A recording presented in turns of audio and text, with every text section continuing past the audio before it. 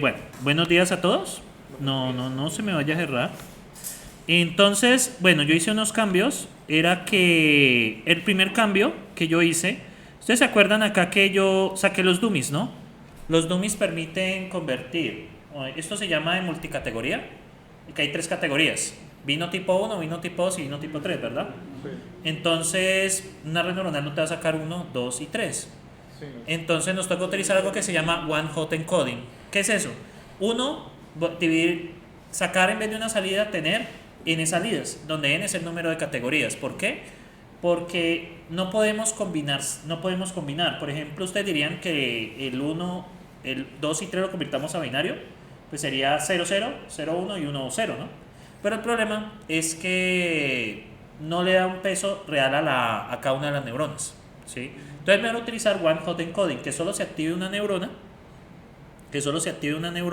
de acuerdo a la clase. O sea que la salida únicamente va a ser 1, 0, 0 o 0, 1, 0 y 0, 0, 1. Solo se activa una neurona a la vez. Eso tiene PCS de razonamiento para evitar, para entrenar mejor las neuronas, porque si no, como eso es por pesos matemáticos, es difícil diferenciar las clases, ¿sí? Entonces es mejor utilizar esa codificación de one hot encoding. Eso lo hicimos con el getDummies, ¿no? Yo lo he hecho con una función lambda, pero eso tuvo el problema de que me generaba un array dentro de eso y pues eso se volvía feo. Bueno, y yo aquí hice una escalación por el máximo, ¿se acuerdan de eso, no? Porque la red neuronal, lo que expliqué, era que en nosotros teníamos el problema de que como tenemos función sigmoide de entrada, pues si metemos un valor muy alto, si metemos 1000 o metemos 2000, pues la salida es casi la misma. Entonces no hay forma de diferenciarlos. Entonces por eso utilizamos una escalación. La utilicé con esta función apply. Recuerden que esta función es de retorno por valor, o sea que no nos modifica el dataset, sino que crea uno nuevo. En Pandas las operaciones son, o sea, en Python usualmente son in place, modifican la estructura, pero en Pandas las operaciones suelen ser de retorno por valor. Entonces a veces toca hacerle reemplazo. Bueno, yo hice aquí un cambio adicional. Fue acá, en la neurona. Bueno, está la función de corrección y está la red neuronal. Vale, el cambio no está aquí. Entonces, yo lo que voy a hacer, resulta que la salida son 3 neuronas, ¿no? Y las neuronas son en función sigmoide. Entonces nos va a salir 3 números entre 0 y 1, ¿verdad? Nos puede salir .5, .6 y .7, pero eso no nos representa mucho. Hay un truco que se puede usar, que en lugar de utilizar esto de la corrección, ¿cierto? De esto del .5, lo que voy a hacer es lo siguiente.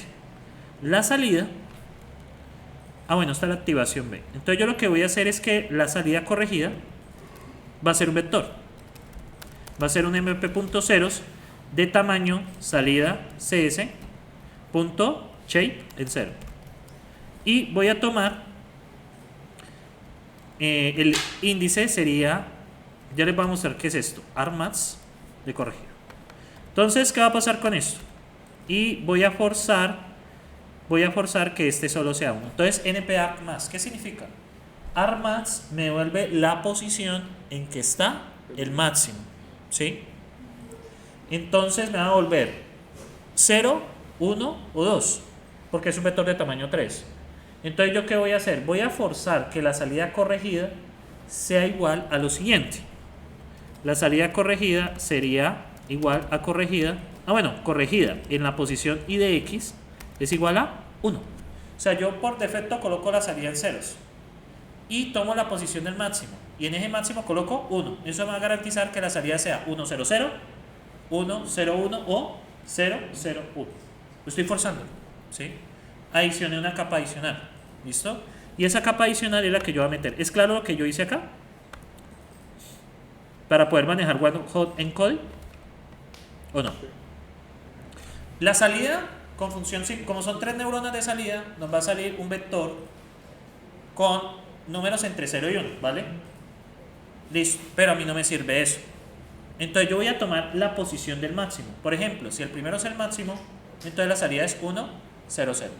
Si el segundo es el máximo, va a salir 0, 1, 0. Y si el tercero es el máximo, va a salir 0, 0, 1. ¿Listo?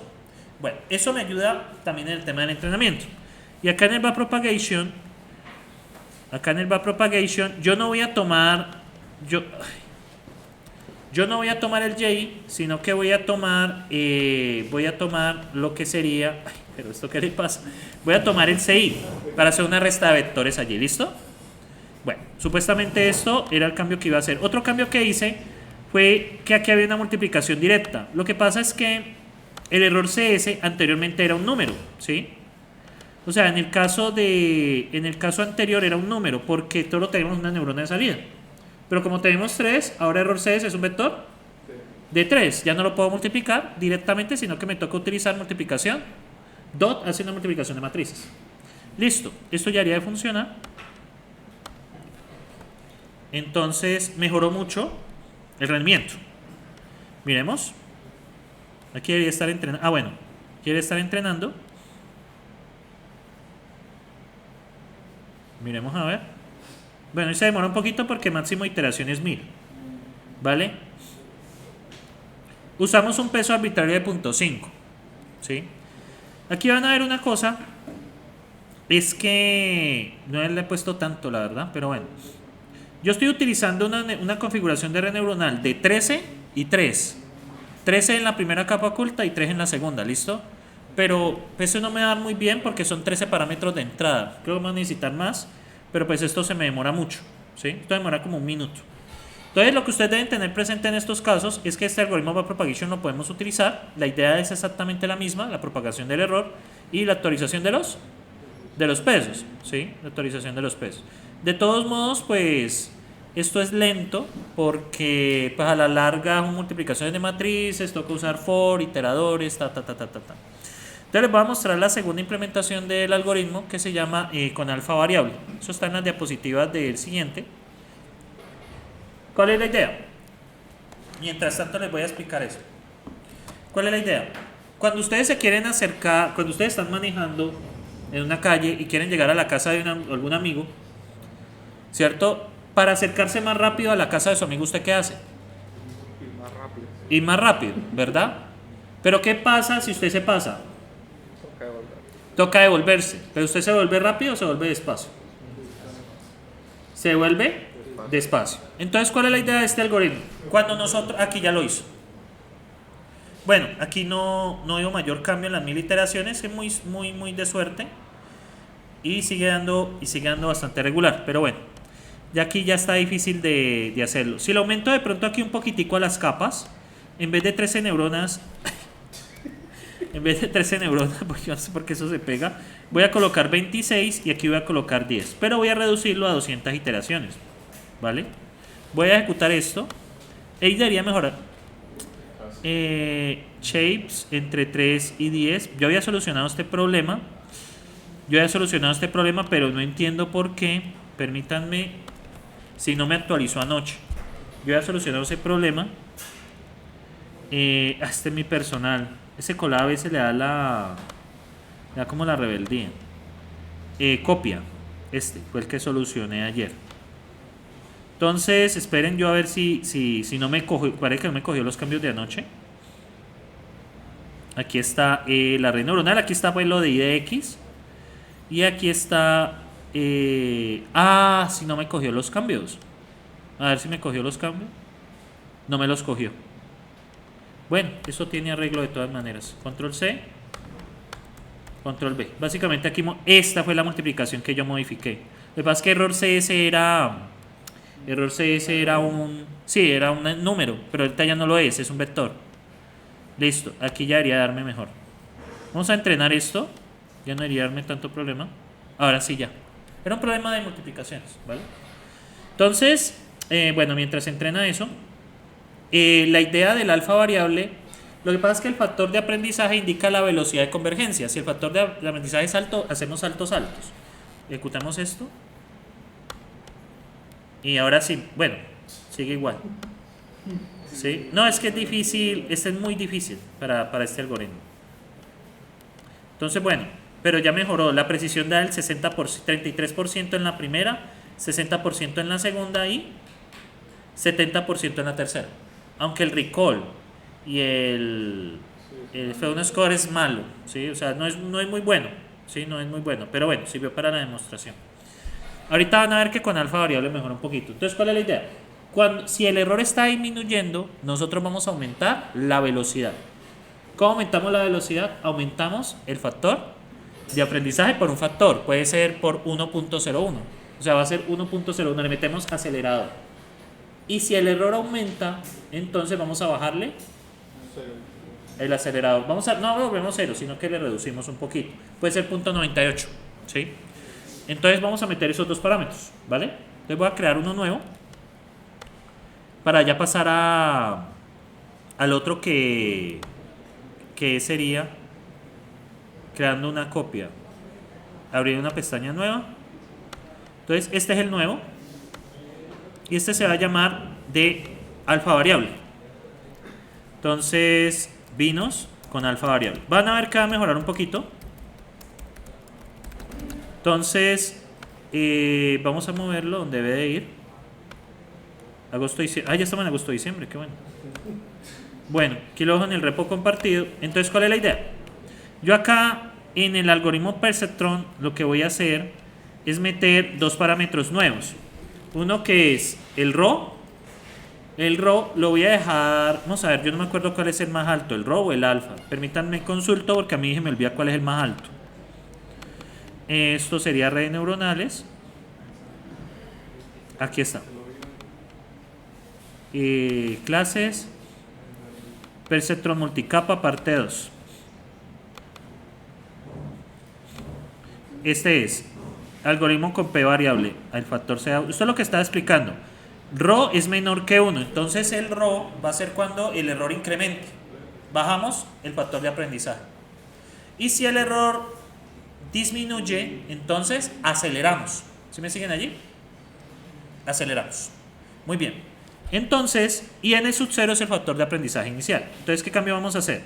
Voy a poner el RAW es menor que 0, ¿no?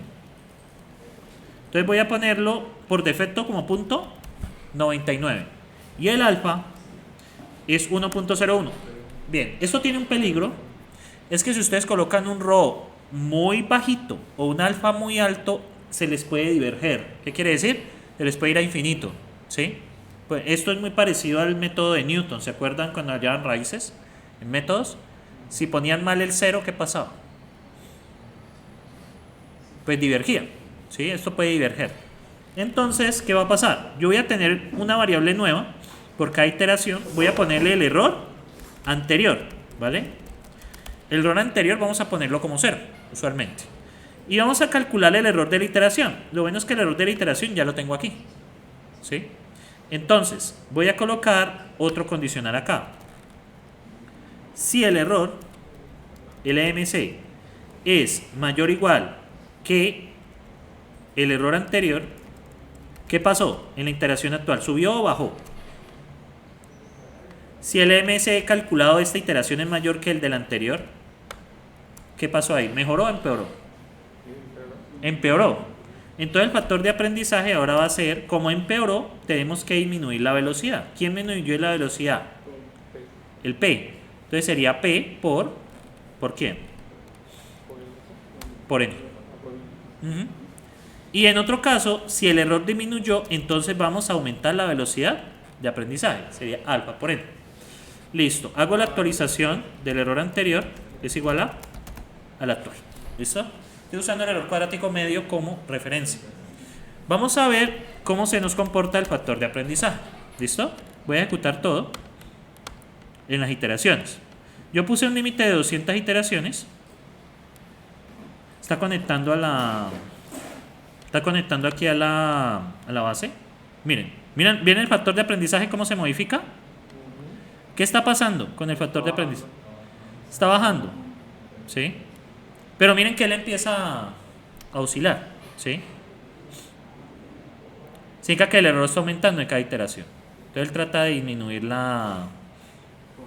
Miren eso. Pero en algún momento va a aumentar. Miren que acá ya empezó a aumentar.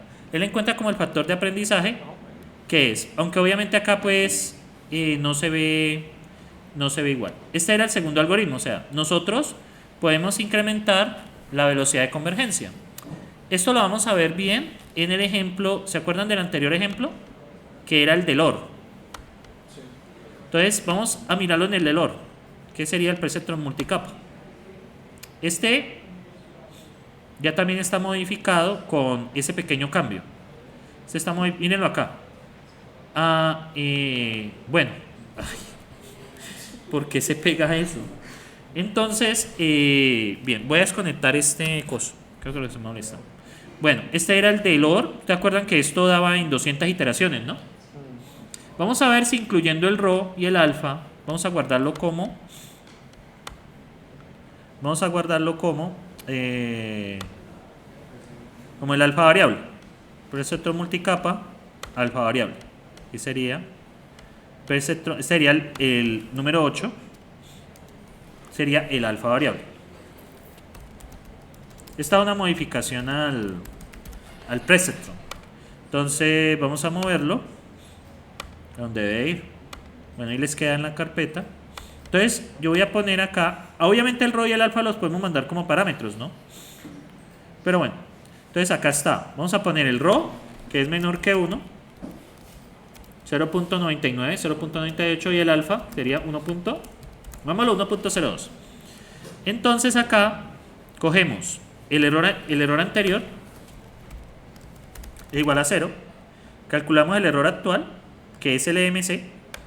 Y lo que vamos a hacer es básicamente, si el error anterior es menor que el EMC, menor o igual, o sea que aumentó, se aumentó, entonces el N sería igual a, lo disminuimos, a P por N,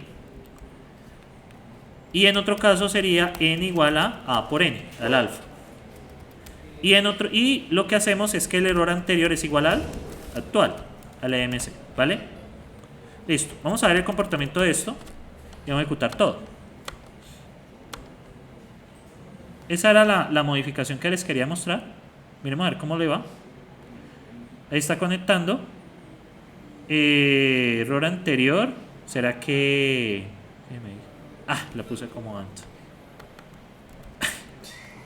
Qué maluco, ¿cierto? Control C. Qué maluco eso.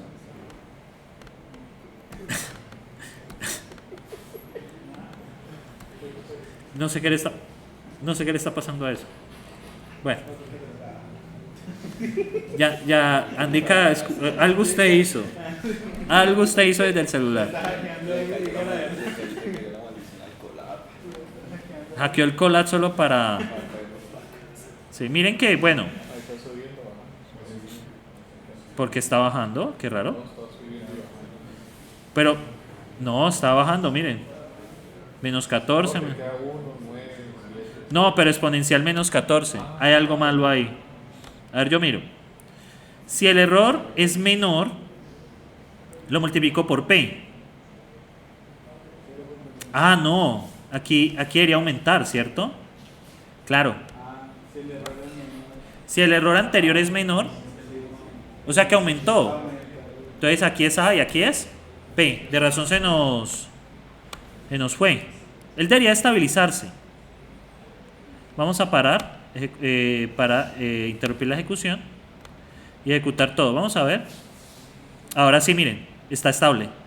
Y miren, pasamos de 200 iteraciones a 60. O sea, mejora la velocidad. ¿Sí? O sea, recuerdan que el anterior eran 200. Aquí solo lo consiguió en 60 iteraciones. Era lo que yo quería ver. ¿Será que aquí lo tengo al revés? Déjenme ver. Vamos a ver. Sí, pero voy a abrir Notebook. Este sería el 7. Binos alfa variable. Entonces déjenme ver. Miren que la velocidad de convergencia mejora. Veamos si conceptualmente lo hice mal. Si el error... Yo no sé qué hacer con esto. Andika me está hackeando. Todo mentiras. Si el error actual es mayor que el error anterior, o sea, si el error incrementó, disminuimos la velocidad con P.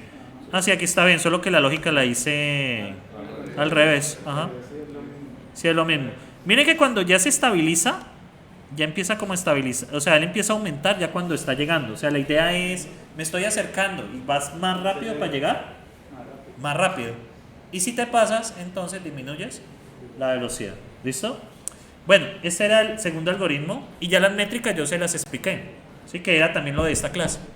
Lo de las métricas de Eran las métricas acá. Bien, permítanme, les explico algo acá y pasaría al que me interesa, que es ya con la librería. O sea, realmente, ¿yo por qué implemento esto?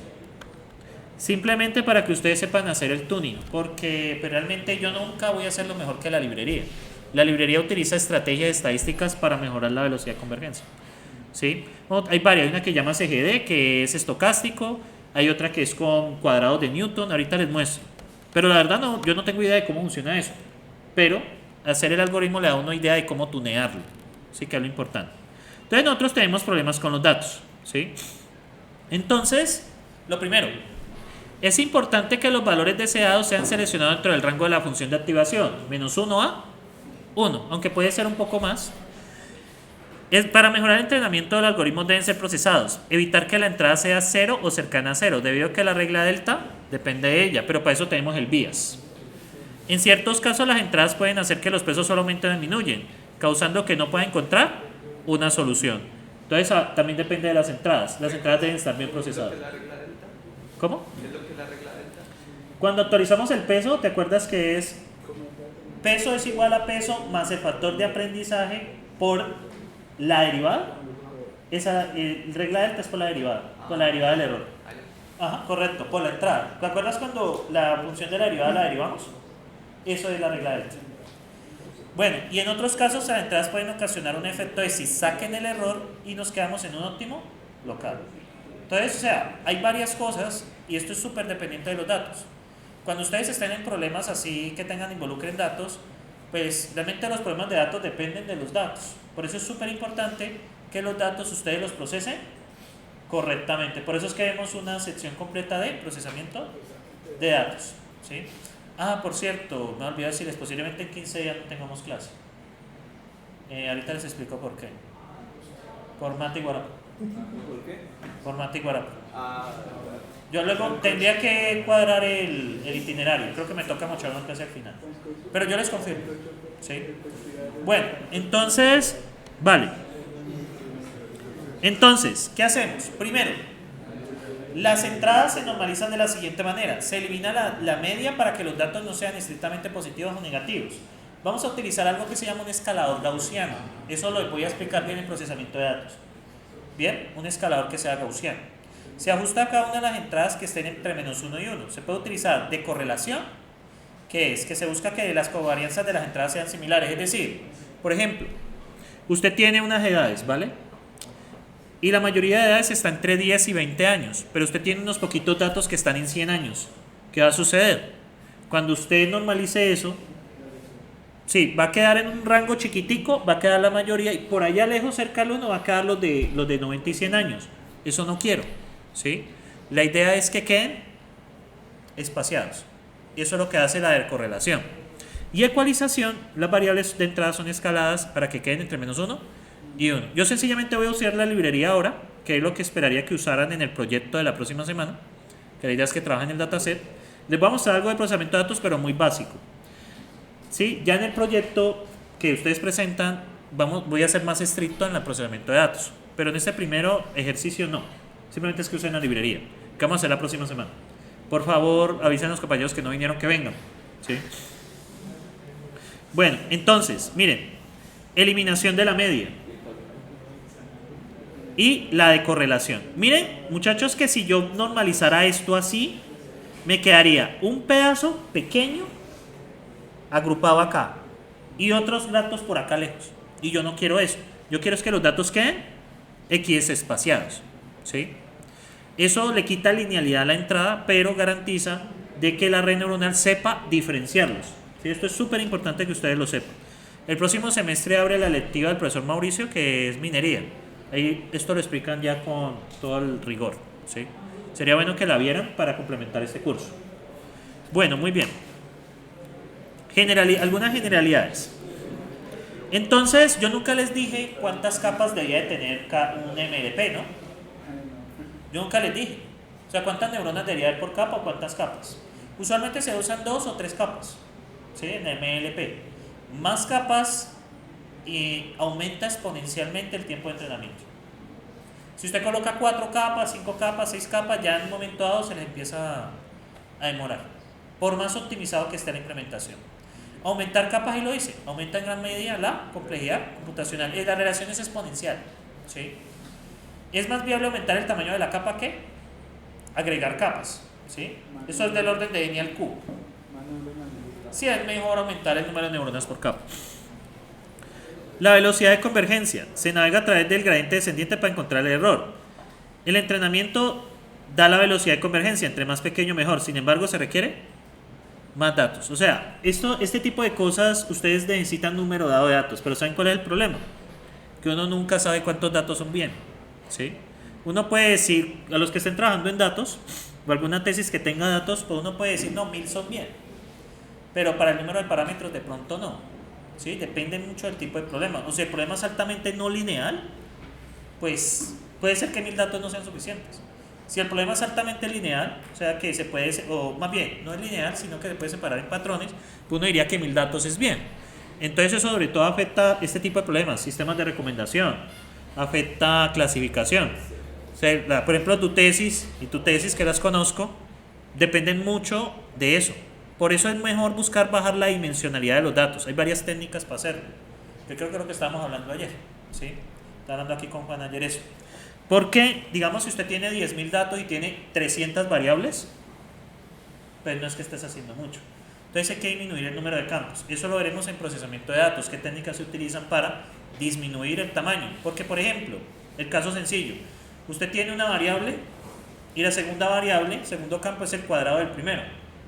O sea, pues yo puedo descartar eso, ¿sí? Porque hay una relación directa, ¿sí? O si hay un campo que es 1 para todo el mundo.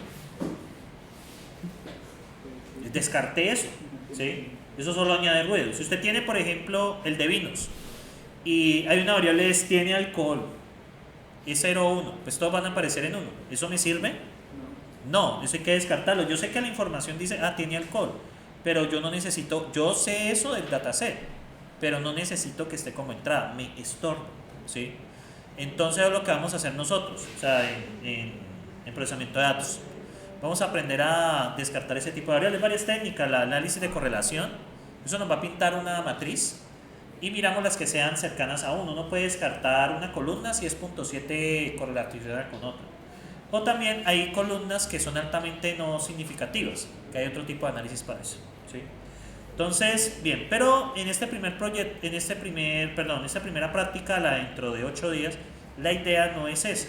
La idea es hacer lo básico y mirar el funcionamiento de la librería. En el proyecto, eso es el peso más grande que tiene, los datos. Porque usar la librería no es complejo, ¿sí? Usar la librería que les vamos a mostrar ahora no es complejo. Bueno, y también el entrenamiento nos da la velocidad. Si es muy grande, puede empezar a oscilar. Hagan de cuenta que ustedes están pasando rápido para buscar la casa de su amigo donde está el mínimo. Si usted pasa muy rápido, se pasa. Y si se vuelve muy rápido, ¿qué? También se pasa, ¿sí? Por eso es que alfa variable es conveniente, porque si usted está acercando, pues aumenta la velocidad, pero si se pasa, la disminuye. Y bueno, se recomienda que las capas de ocultas tengan una función no lineal, sigmoidal para garantizar. ¿Se acuerdan de? Yo les expliqué eso, que eran regiones geométricas y la sigmoide nos da regiones cóncavas, ¿sí? O sea, nos permite hacer regiones cóncavas. Asimismo, una función no lineal da más poder de clasificación de datos precisamente por lo cóncavo. Y para mejorar la precisión del algoritmo se recomienda estandarizar los datos mediante una distribución gaussiana con media 0 y desviación igual a 1, que es el escaler que les voy a mostrar, el escaler gaussiano. ¿Cómo funciona eso? No nos interesa, ¿sí? Sencillamente conceptualmente hace la decorrelación y la ecualización. No necesitan saber más de eso, nosotros no somos estudiantes de estadística, ¿sí? Simplemente hasta ahí deben saberlo. No, porque eso es complicado, porque eso uno hace la distribución gaussiana, tienen que encontrar la media y a partir de la media tienen que hacer una conversión de la lejanía de los datos por los cuartiles. Entonces, pues no, ¿sí? No es objetivo. No sé si ustedes en simulación computacional transformaron datos a una distribución gaussiana mediante la fórmula de conversión. Ustedes generaron bajo una distribución uniforme 0,1. Esa se podía transformar a una distribución normal Distribución exponencial y gaussiana. Sí, correcto. Entonces básicamente es ese mismo proceso, ¿sí? Usualmente lo que se hace acá es transformar los datos a una distribución normal entre -1 y 1.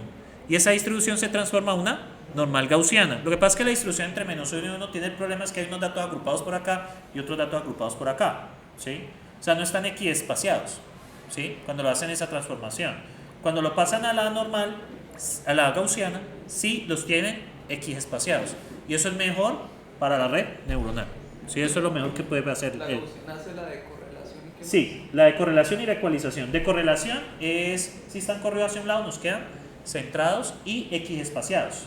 Y la ecualización Es ponerlos entre -1 y 1. O sea, la normalización en sí. Igual, esto lo vamos a ver con full detalle en precisión, en procesamiento de datos. Yo les explico pues, pero yo no les voy a mostrar las matemáticas de eso.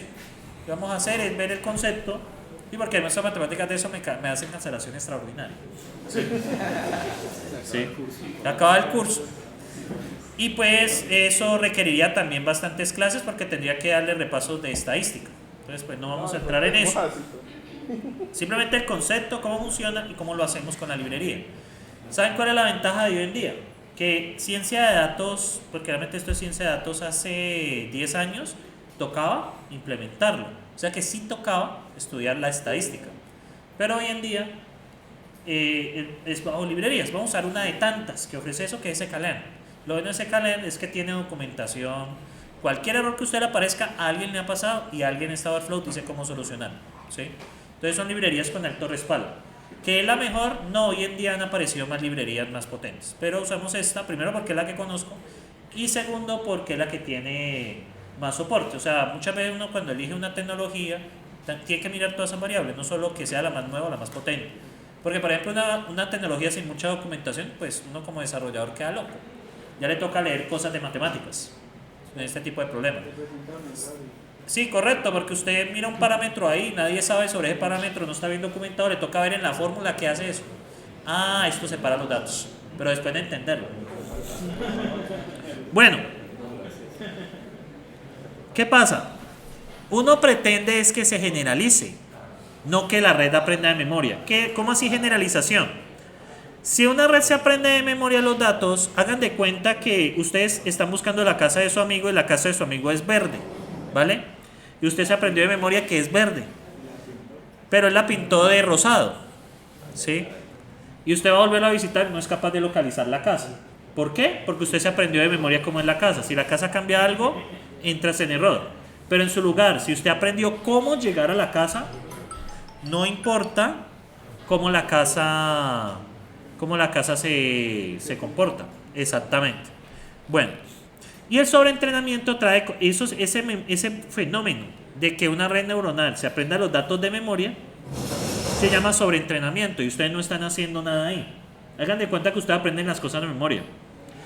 En cálculo se aprendieron la integral de x cuadrado, pero el profesor puso en el examen la integral de 2x al cuadrado. Entonces usted no es capaz de resolverla, ¿sí? Así pasa, porque se aprende de memoria. No hay conocimiento en la memoria, ¿sí? Es solo información, sin sentido alguno. Ustedes piensan que tienen mucha información o que saben.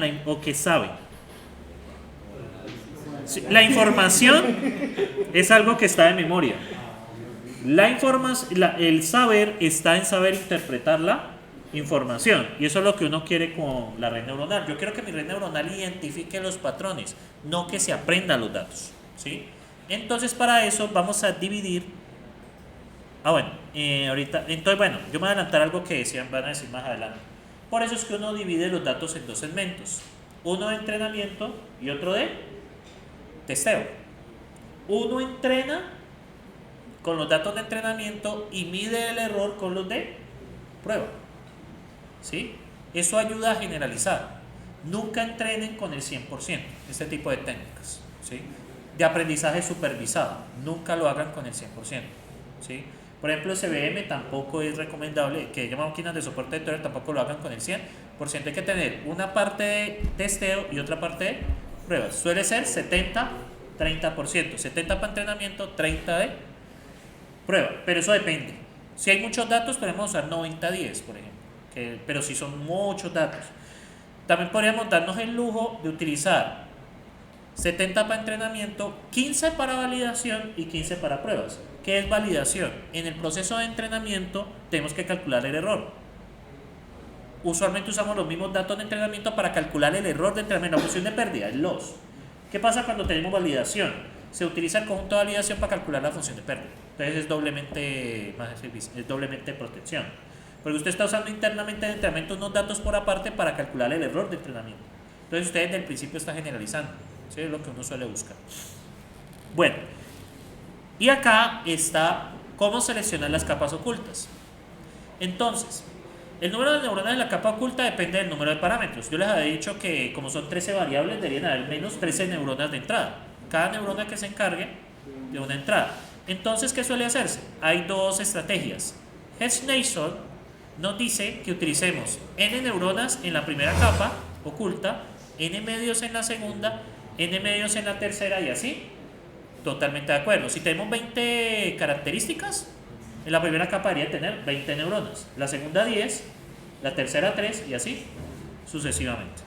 Y Kolmogorov nos dice, la primera capa debería tener 2n-1, la segunda n medios, perdón, la primera n y la segunda 2n-1. En una parte se reduce y en otra parte se aumenta.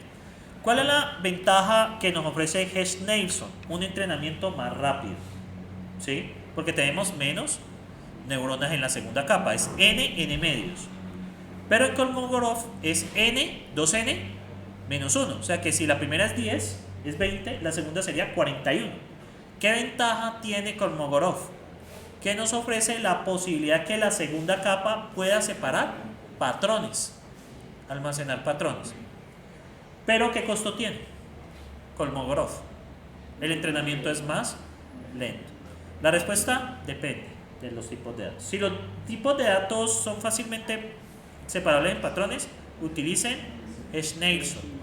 Si no son fácilmente separables en patrones, utilicen Kolmogorov. ¿Sí? La respuesta está en su corazón, no mentira, la respuesta está en el tipo de problema. Recuerden que esto son soluciones ad hoc. ¿Qué quiere decir eso? Que la red neuronal, como está diseñada, como trabaja, solo le sirve para ese tipo de problema. ¿Estamos allí? Vale. Bueno, sin embargo, en algunos problemas se requiere seleccionar el número de capas de acuerdo a la experiencia de los ingenieros. ¿Sí? Esto de datos, muchachos, es también mucha experiencia. Depende de lo que trabajen donde ustedes estén. Si la empresa trabaja con datos financieros, la forma de hacer las cosas es diferente a una de pronto que trabaje datos recogidos en redes sociales. Depende. No hay una respuesta. Esto, teóricamente, es así. ¿Sí? Y nosotros vamos a usar esto. Sin embargo, ustedes son libres de modificarlo levemente. ¿Sí? ¿Por qué dio? ¿Y saben cuál es uno de los problemas de eso? Me dio una precisión del 95% y el F1 score, el recall y la sensibilidad me dieron muy cercanas a 1, o sea que es bastante bueno. Pero usted seleccionó un número de neuronas X. ¿Por qué dio eso? La respuesta es, no lo sé. Y es una respuesta válida. Sí, el problema de Machine Learning y el Deep Learning es que el tuning de los algoritmos uno tiene cierta idea hasta cierto punto. Este es el defecto de este área. Pero usted se pregunta ¿por qué funciona así? La respuesta es porque así vio bien. Así funciona, correcto. O sea, de hecho cuando estemos viendo Deep Learning, yo les voy a mostrar algunas redes que están ya hechas. Ya logré la entrada a Azure. Ya luego les explico cómo conseguir el paquete de estudiante porque el segundo proyecto lo van a hacer en Azure. Porque es que vamos a necesitar capacidad de procesamiento grande. Y esos $100, yo les explico cómo cuidarlos, ¿sí? Porque si no lo hacen bien, se gastan los $100. Si el grupo es mínimo de 3, hay $300 entre los 3. ¿Sí? ¿Vale? Vamos a entrenar un dataset grande. Mi objetivo este semestre es de al menos de 100.000 imágenes. Al menos 100.000 imágenes. Entrenar un clasificador. ¿Sí? Azure, en el paquete de estudiante nos dan $100 gratis. Yo ya tengo el mío, aunque el mío se vence en noviembre 26, así que antes de eso tengo que dar esa clase. Porque después de eso, pues, no voy a pagar. Entonces, no, muy caro. Entonces, ustedes como estudiantes tienen $100 gratis. Por ahí, a mediados de este mes les explico cómo abrir el Microsoft Azure. Vamos a utilizar Azure. Lastimosamente Google no tiene un paquete de estudiantes claro. Y en el otro, que era Amazon, me lo negaron. Amazon es bastante complicado. Pero en el de Microsoft por ahora es fácil, con el correo Univalle. Lo que pasa es que como Univalle tiene la cuenta Office, ¿se acuerdan? Sí. Está linkeado como institución educativa, por eso Microsoft nos aprueba fácil. Y Amazon, como no tiene nada que ver con Univalle, el problema es que es difícil comprobar que es para académico, que es académico. Ellos nos dan $100. Entonces la idea es utilizarlo sabiamente.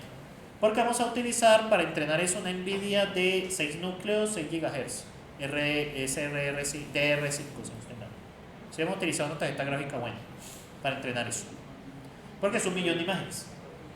Hay un dataset de flores que le tengo unas ganas. Ya lo van a ver cuál es el dataset que yo quiero, ¿sí? De todos modos, yo a clase ya voy a traerles entrenado eso porque pues, en clase no me puedo poner a entrenar eso. ¿Sí? No, igual, en Azure vamos a poder tener un collab, igual, un notebook. Y sobre el notebook ustedes van a trabajar. Sino que vamos a utilizar las CUDAs de NVIDIA, que les explicaré luego eso, para optimizar. Lo que pasa es que las CUDAs de NVIDIA permite hacer en n log de n las multiplicaciones de matrices. O sea, pasamos de n al cubo a n log de n, pues I like it. Entonces, bueno muchachos, entonces aquí viene esto, y este gráfico es importante. Nosotros tenemos que, cuando ustedes, este es el número de iteraciones, ¿te acuerdan del número de iteraciones cuando encuentra la solución? Sí. Nosotros vamos a tener que aprender a regular eso. ¿Por qué? La línea azul, la línea roja es el error de entrenamiento. Y la línea azul es el error de entrenamiento y la línea roja es el error general. Recuerden cómo partimos los datos y más pueden haber datos nuevos que lleguen del problema. Entonces, cuando usted aumenta las iteraciones, el error de entrenamiento baja, la función de pérdida baja. Pero ¿qué pasa con el error general? Llega a un punto donde el error general empieza a subir. ¿Por qué es eso? Porque está sobreentrenado. Este es el fenómeno de sobreentrenamiento, la línea roja. ¿Por qué sucede eso? Porque la red se empieza a aprender de memoria los patrones de entrada. Y es lo que uno no quiere, ¿sí? Entonces, hay que encontrar ese punto. Lo bueno es que el algoritmo lo hace por nosotros. Sí, lo bueno es que el algoritmo lo hace por nosotros, ¿sí? Él hace muchas cosas por nosotros. No, muchachos, este curso es de los años 90, ¿sabía?